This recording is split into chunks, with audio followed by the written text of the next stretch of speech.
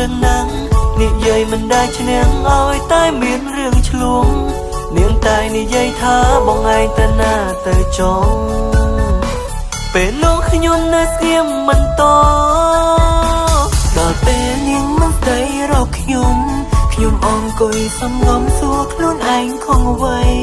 បានជាសុខនាងមិនខ្វល់នាងមិនស្ដីតែខ្ញុំធ្វើខំអ្វីព្រៀងអើយ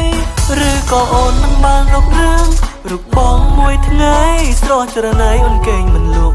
អូនញ៉ាំបាយមិនឆ្ងាញ់ដឹងទេថាបងស្រឡាញ់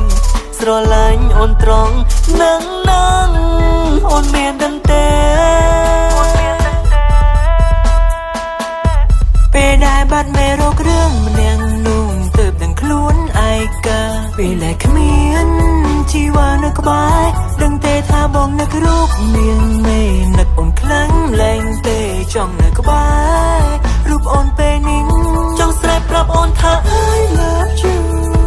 I miss you my baby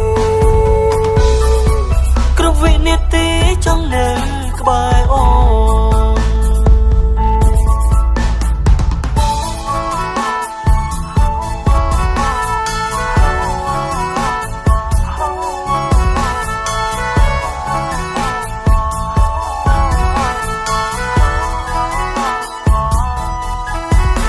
ពេលដែលនាងខឹងខ្ញុំម្ដង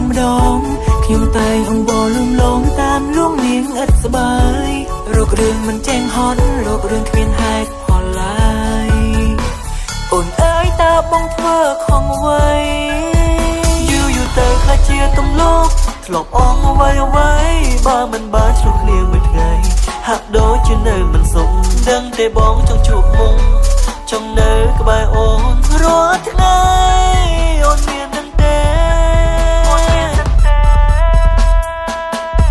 ពេលដែលបាត់មេរោគរឿងម្នាក់នោះទើបដឹងខ្លួនឯកាពេលដែលគ្មានជីវ៉ានៅក្បែរដឹងទេថាបងនឹករូបនាងមេនឹកអូនខ្លាំងលែងទេចង់នៅក្បែររូបអូនពេលនេះ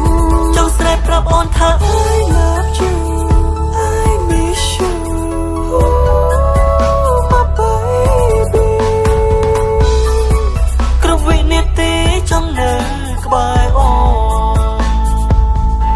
ពេលដែលបាត់មេរោគរឿងទាំងនោះទើបដឹងខ្លួនឯកាពេលដែលគ្មាន